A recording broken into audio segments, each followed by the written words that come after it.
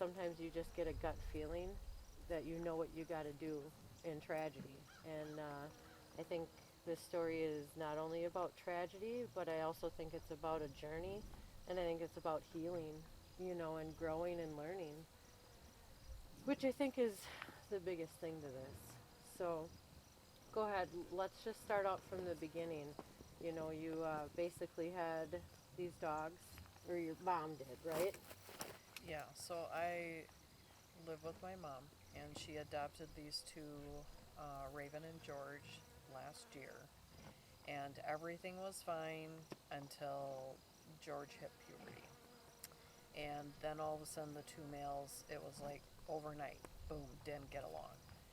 And, um, I have 13 years experience with bulldogs, and I've never had them not get along. Of course, I've never had two males either, so to be honest, didn't have experience in that realm.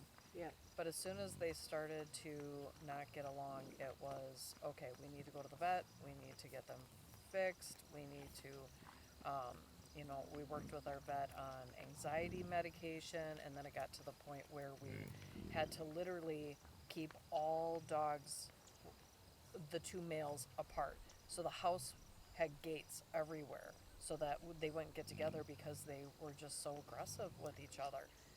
Never aggressive with, like, they were calm until those two got together, and it was like who's going to be more dominant. Hmm. And it would get to the point where they went, if they were together, it was just disastrous. And so for the best of them, and for the,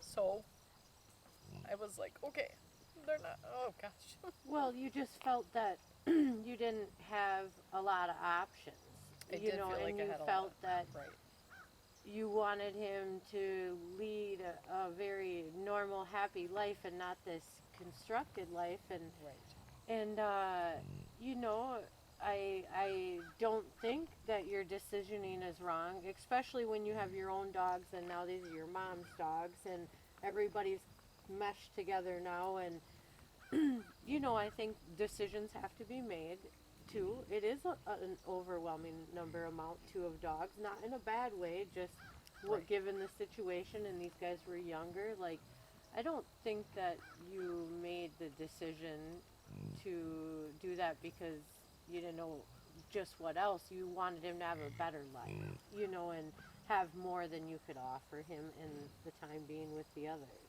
which is normal. That's understandable. And he had a sister, right? He does have a sister, Raven, and So you thought rehoming them together was, because they were bonded. they were Yes, bonded, was going to be just overall best, which makes sense. I yes. mean, you keeping them together, it makes total sense. A lot of people right away are going to go to why didn't you look for training? So let's just answer the question.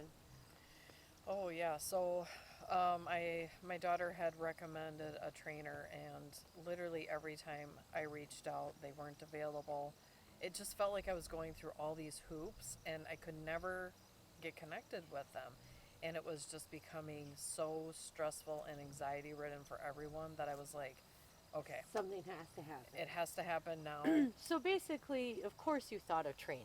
I did. Of course, she did. Okay, so we definitely want to make sure that we conversate about the elephants in the room too, because everyone's got a thousand things to ask and a thousand things to say, and that's kind of what our video is about. You know what I mean? Is to make sure that everyone knows all the details. Right. So it's realistic.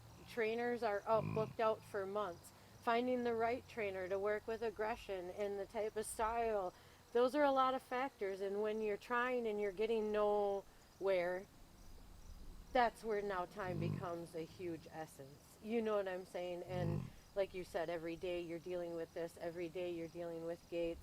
You are doing all that you can in your power to prevent anything tragic happening, like fights or Right. somebody accidentally getting bit or whatever need be. So, of course, she went through all the steps to lead to this point now that you have made the decision it's best to rehome them only together, but that's probably going to be the best. Yeah, 100%. It was mainly to keep them together, or, it was really just that the the hardest part was picking which two dogs to rehome was the first step of, you know, even deciding that. And our other male has hip dysplasia, and I'm like, well, if this one's wounded, I have to care for this one. So there wasn't like he was a bad dog, I'm picking him. And now George was only 8 months old. No, he was Oh. almost 13 months old. Oh, okay, 13 months old. Yeah. Sorry, I and recently fixed. Well, yeah, I mean, I'm gonna be honest. I think he was about 8 months old when he was fixed. Okay, that's fine. But recent, so still again, pretty recently fixed. Yes. That's a lot of life. Now your other dog is how old? He is almost 3. So Okay, he's young. and he has hip dysplasia. Yeah. Okay, so I mean, realistically, you did the right thing. That's young. That can transition easily into Right. a good home. Healthy, 100% healthy. sweet, Yeah. amazing. And then not only that, very bonded with his sister. So that was a part of your negotiation, right? That you want them to stay together. Together, no other dogs, no children, because they hadn't been around other children. So I wanted them to have a stress-free life, like just have an amazing Just those two. to not be in a house where it's constantly mom can only be with you for this time because then I got to spend time with this dog. You know what I mean? Because it couldn't be cohesive Right. like I'm accustomed to of just sitting there and being with all of them. And so it was stressing all of the animals out. And everything. Yes. So the decision was made, finally, and you put a post up on Facebook. On Craigslist and then a rehoming website through Facebook. Okay. I think it was called North something. I don't recall. Okay. And then what proceeded to happen or come about from there? So then I received a text from the person the night I had posted it, and I didn't see it till the next morning. And she had just asked how much, and I originally wrote $500. I didn't say anything else.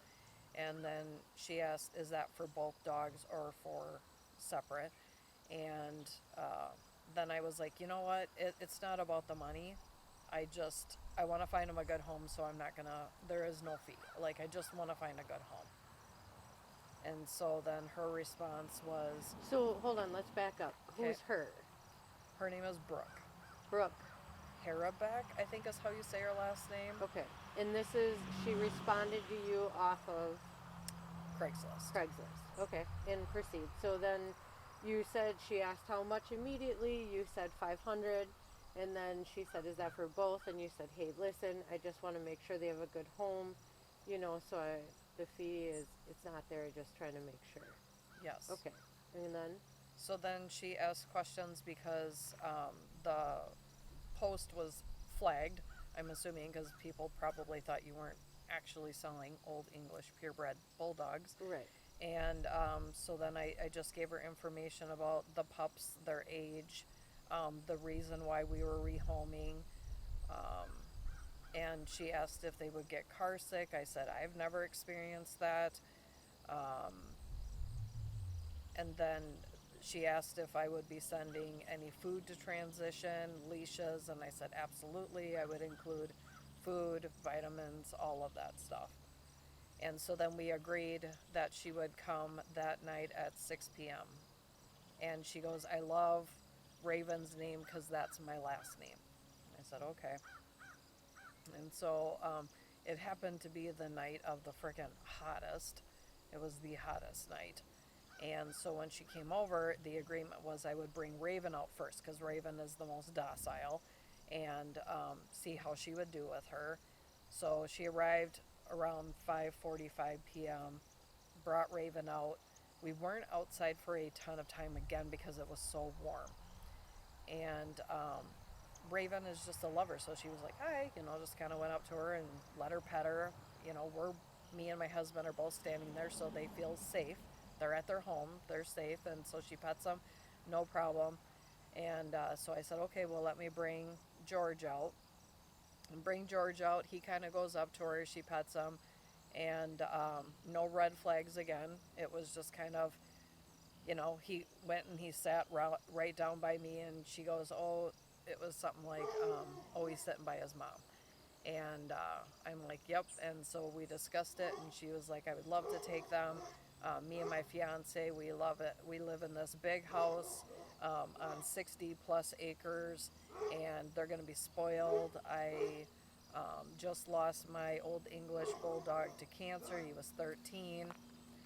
And I asked her, because then I asked her again, do you have experience with alpha dogs? And she tells me, yes, my mom used to raise huskies, and, she had this English bulldog and everything like that, or Old English. And so we went inside because, again, it was so hot out. It wasn't fair to sit outside. And we went inside the house and we went through all the paperwork that showed they were microchipped, that they were altered, neutered, spayed. I had the food. I had trazodone for anxiety to also help transition. Just 2 full pills, but just enough for a day. Let's see here. I had their leashes. They had all of the vet records. I mean, you name it. And again, the dog food is Royal Canin, which is very expensive. And I kept telling her I want them to have really good dog food because that's all they had. And bulldogs need good food. They just have to have really good food. Otherwise, they get allergies and all that other stuff. Yeah. And so she was like, okay, I understand. She goes, that sounds great. And I reiterated over and over, if it does not work out, please return them. Please, please, please return them. I want them because their safety, their happiness, their well-being is my priority over anything. Like, I will bring them back. I have no problem with it. I will figure out something. I said, but if they're not working with you, please return them. She said, okay, I understand. I'm going to spoil them rotten, is how she kept saying it to me. And she's the one that actually first offered before I even had a chance to ask. And that was, would you like to come see them after they settle in? And would you like me to send you videos and pictures of them? And I'm like, yes, please. Like, she was literally saying everything my heart needed to hear. Absolutely. What we were saying is, I mean, genuinely, she absolutely was taking advantage of your emotions at your weakest spectrum of your emotions. She was telling you all the right things. You could see them, you can have updates, you can even come out to our place and see them. There wasn't anything that was even wrong with the situation. Now looking back, it's obviously that saying, too good to be true. Right. And I would say normally I am really good at reading too good to be true, but I really wanted too good to be true for these dogs. Because their dogs aren't just dogs to me. And so she left about, I would say, probably 10 after 6. So she had been there about 25 minutes, and at 6:13 I had sent her a text, which is why I have my phone out to remind me of times. I said, please send videos. Please know I'm here if it doesn't work out. I just truly want what's best for them both. And her response was absolutely. And then she asked my Facebook name because, again, that's how she was going to send me videos. So I sent her that information, and that's when she was like, she reiterated, I was hacked on Facebook. I'll send them to you when I get home. And So, also, just a quick side note, the reason that she's telling you the date and time on these text messages is because after Brooke left, basically her heart and her stomach sank with an absolute bad feeling. Something was off. Something was wrong. Something didn't make sense. Something just 100% flew up as a red flag. You were not sure what it was. You reached out to a couple of friends Yes. on Facebook that lived in the area that she said she was from. You immediately got responses back from friends and some people you know that said, do not give that woman the dogs. She's got a really bad track history, and here's proof. You know, she's had a litter of Danes. one died, multiple complaints. Don't do it. Right. Exactly. And you now have crossed over into panic mode. And Yes. how many minutes after she left, you messaged her? So when she first left, it was at 6:13. So about 3 minutes after she left, and then my last one was at 6:20, 6:23. I was like, great, I'm glad. Please let me know, because this is really tough for me, is how I said it. So you're automatically being in nice mode though, because Yes. you're panicked that at this point you're like, I got to get these dogs back. Like I have to get them back. Not only do I feel like I made the wrong mistake, but there's obviously something off with this. Like they're just Right. my only focus is they got to come back right now. Yes, and I knew she had about an hour drive home, and so I was kind of giving her some that time to get home. So from 6:23 to 7:55, I was like, okay, I'm going to give her some time to see if she'll reach out like she said she would. Like I still didn't want to trust my gut or that my friends were telling me. The truth. Right. Because you did see her physically, and Yes. it did go pretty smoothly. And like you said, there were no, again, let's say there were no obvious red flags in the moment. Now, Right. could it have been absolutely blocked because of emotions? Absolutely. Absolutely. You Yep. know, but the reality is exactly what we're telling you, how this went down. Yep. So, Then at 7:55, I sent her a text saying, "Hey, I'm just checking to see how all is going." And she said, "Really well. I put them in the kennels tonight to decompress." And I asked if they were together. She said yes, in an extra large kennel, which is fine. They've been in extra large kennel. Again, seems pretty normal. And I'm like, I love that. I specifically said, so glad George is doing okay, because he was the reason for the rehoming. And I said, if we could change our minds, would you give us a day by chance? I completely understand if you cannot, but I am struggling with giving them up. Now, again, I knew that she wasn't stable, and so I was trying to, like, make it not scare her. Absolutely. Yes. And I said I would have no problem picking them up, paying for your gas. Would that be okay? I'm struggling and I'm missing them. And her response was, I'm sorry, we don't give them up. And essentially just keeps going on that, you know, thank you, but we're not going to give them up. You just gave them up. We don't want to. We're keeping them. I understand you miss them, but you gave them up. They're staying right here. So now we'll end this to cloud, or not to cloud this video up. Okay. So she Okay. is going to make a link for you that has all of the text messages, timestamps, and everything else we're going to tell you. We just really want you to stay with us here in this video and here to the end, because essentially this needs to get out. But this is also for all you guys that have questions as well. What is going on?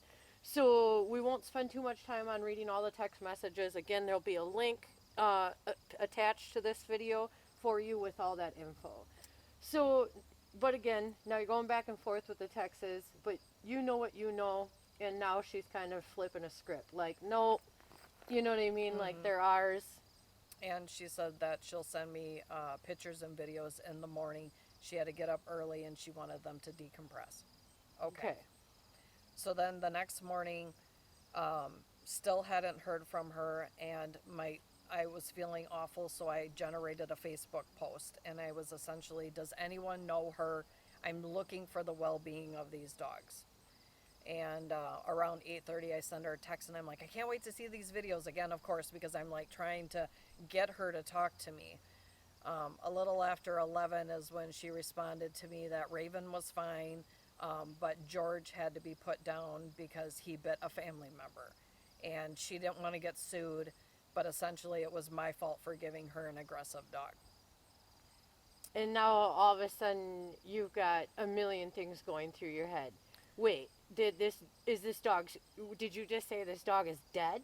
Yes, exactly. And I had someone reach out to me on Facebook who said, I am a friend with friends of hers, and that they essentially, she's had numerous complaints on her. They've never done anything. Law enforcement's never done anything.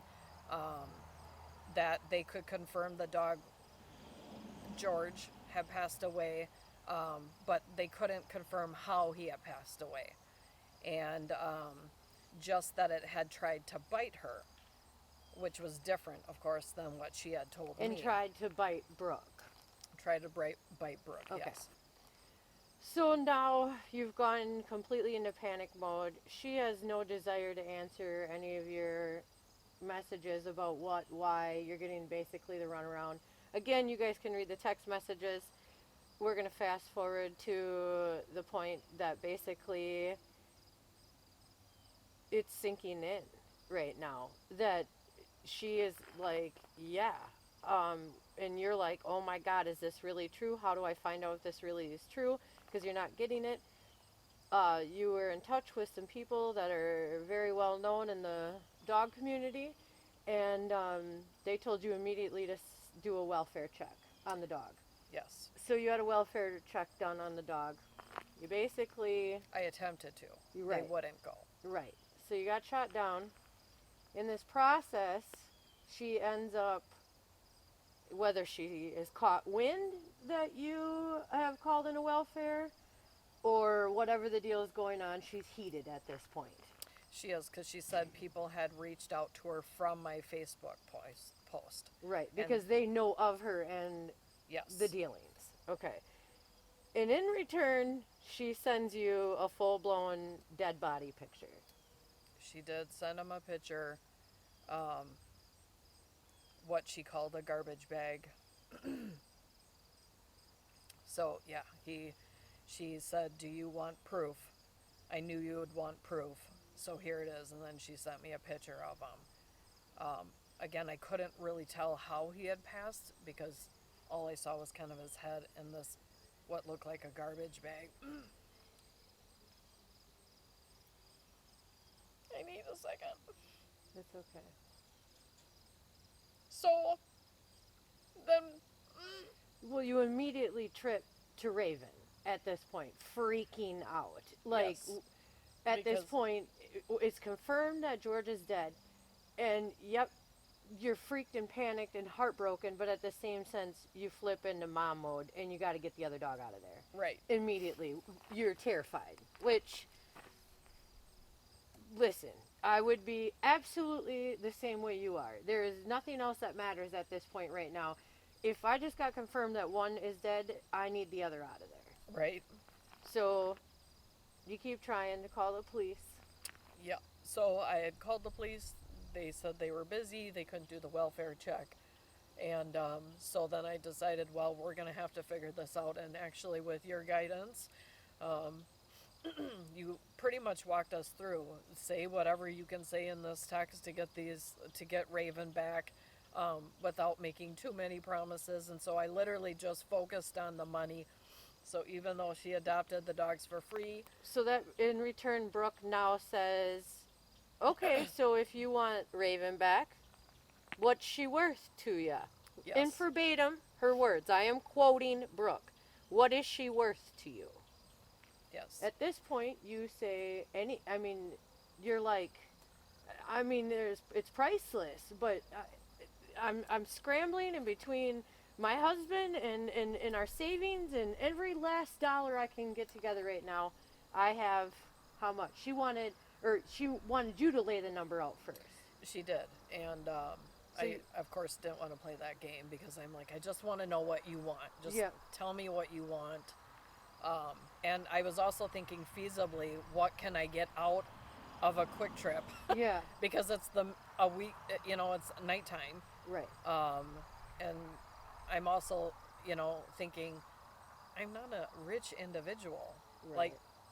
Like, So, you sent the money first, or how much first, or she so did? we agreed on 200 to get Georgia's body back because she had to pay what she said was 200 for his Euthanasia. euthanization. And then 500 for Raven because she said she already had someone else interested in her. And she also wanted to know everyone that had stepped forward, essentially because she wanted to confront Well, didn't them. originally she want 800, She did want 800. We but you agreed compromised on 500 Yes. and $200 for Georgia's body back. Yes. Okay. So the compromise is set, and now you're on your way. Yes. Now we start to get other text messages from anonymous people saying, listen, she is dangerous. She could quite possibly have a gun on her. She's known to be pretty vile. Yeah, I mean, that was during the day I had already received it, so I'm telling my friends, hey, this is where we're going, this is who we're meeting, because this is what I was told earlier. She may have a gun, she's unstable, she's had all these neglect cases, she's already sent me a picture of my my dog in a bag, and so we were in protective mode, like 100%. we need to get the dog back, but we're also concerned for our safety. So, uh, some of our dear friends took it upon themselves to call the police as well. We wanted to make sure you were protected. Yes. And I believe in fate. Everything happened accordingly. Yes. You showed up, she showed up, and right after the officer showed up, correct? It was me, officer, then her, all within like 2 minutes. Though. Okay. It was all super quick. Right. I just had the deputy hide because I knew if she saw him, she'd probably keep going.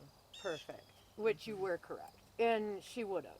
Because she almost didn't come. We actually had to scramble together and make a fake profile of the anonymous person Yes. that supposedly told us. We obviously will not throw anybody under the bus. So we made a quick bogus profile and sent that off. Yeah. And that worked. And then the cop, which you have the recording, which will be linked as well with the text messages, so you can hear for yourself. He basically says to her, this is extortion. You don't get to do this. You have multiple complaints against you. We haven't been able to file you down yet, but looks to me like, you know what I mean, you're on top priority at this point of the radar. And you don't get to extort this woman when you have only had her dogs for Less the than 24 hours. And then you killed one. So, in a nutshell, by the grace of God, too, in quick acting, I believe, we got Raven back. We did get Raven back. And you got George, too. And we were able to, gather him back. So And you got to lay him to rest. we did. Right where he should be. Yep. So, this is why this story is so serious, you guys, is because we have to make a difference to prevent things like this. There are multiple things that a lot of people are not aware of that are their options in cases like yours, but there's also multiple preventatives that we can do ourselves to prevent this and eliminate people like Brooke. And it takes people like you with courage, and this strength. I know that this is damn near impossible for you to sit here and hold it together. And I know I've been pausing the camera helping you so you can get this story out. But I really want you to know how brave you are for this. Everybody backs down, okay? And everybody runs, and everybody wants to stay anonymous, and nobody wants to take a bully head on. And you're taking a bully head on for the right, okay? This is for George. Like, he did not deserve to die. Because in the end, what we found out by the veterinarian, she did have him euthanized, but he was euthanized how many minutes after he left your house? She called them at 6:25, and my last text was at 6:23. Exactly. So, and said she did not get bit. Supposedly the story was that he just a flip switched in the back of the car and he was going after her, right? Right. And he ended up having to get pulled out of the car. Now, am I discrediting that? Absolutely not. I believe a dog recognizes bad juju immediately. I believe that very fastly he realized his life was turning upside down and was not going to stand for it, but he did not make contact with her. I believe if he's 8 months old. If he really wanted to bite her, I believe he would have bit her. There was not a single mark on her. There was not a single scratch. But the point behind this is she did not even bother to call Steph and tell you, come get your dog. Anything. No, and she lied to the vet and said that she was trying to get a hold of me and I was refusing to answer and that I had known I was giving them an aggressive dog. When minutes beforehand you asked for him back because you Yes. were having second thoughts. Yes. So this is a definition of a true animal flipper, an animal abuser. That's no care in the world. George didn't act this way before. I had never seen him act like that with humans because when I spoke to the vet, they were like, the dog you're describing is not the dog we saw. And then they had said, like, the leashes were tied together. This woman was wearing a very ill-fitting tank top that showed a lot of skin.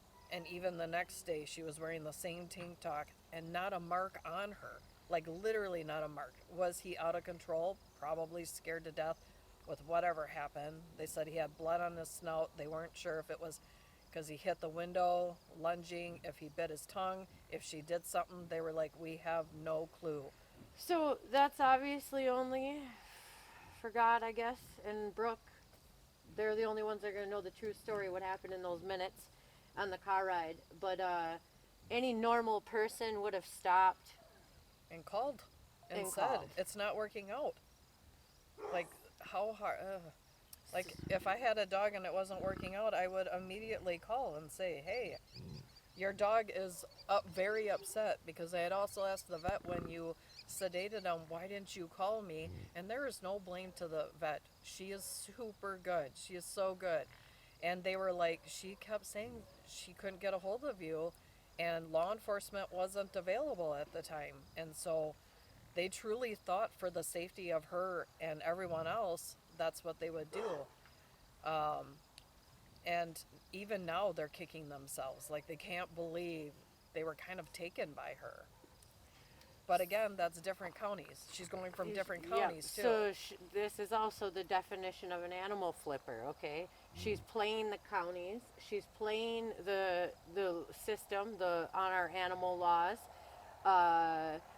So at this point, we're at a standstill. It's a civil matter, okay? At this point, you only ended up giving her $200. The cop was like, if you make her give money for that dog back, I'm gonna charge you with extortion. She said, take the fucking dog and get the fuck out of here, basically. She went her way, you went your way. So, at this point, even if you go to civil court, it's not, you got George back. Like, what are we really going to resolve in civil court? Nothing's going to get resolved. What is going to get resolved is all the shares for this, all the views, and everybody stopping this woman from picking up animals. They need to know her face. They need to know her name. They need to know her history. And if you choose to give an animal to her after that, then that's on you. But I believe everybody has the right to know and not go through what you went through. Right. It's extremely tragic and unnecessary. Yes. I mean, George was gone from your home for 20 minutes. And 20 plus minutes? 20 plus minutes before she called them. And that's hardcore. I believe that everybody needs to know this woman's face. And again, I will keep her face posted in this the whole time. We will also have a link to all of the text messages, everything we know, and then there'll also be a written story about George's legacy too. So mainly this video again was just for all you guys to know the story straight from the horse's mouth, from us. Yeah, I mean, the whole point of this is to be his voice. And any other animal that she may have done this. Because I really believe that.